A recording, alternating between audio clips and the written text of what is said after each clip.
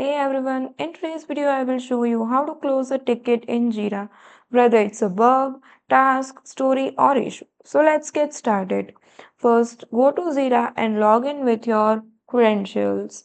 Now from the dashboard, select the project where your ticket is located like Kanban, Scrum, project, etc. Now find the ticket you want to close. You can choose board or backlog where your ticket is located. So at the center of the screen you will see several tabs here.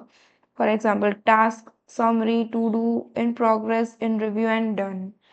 So we just have to drag our ticket from task summary and drop it to the done section, and a change will appear that the name of the ticket is crossed. So that generally means that this task is done.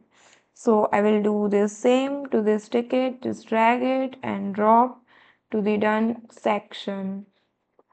And as you can see here, this will happen to this same, that the name of the ticket is crossed. And that's it. How you close a ticket in Jira. Closing tickets keep your projects clean and your progress clear. So that's it for the video. Thank you for watching.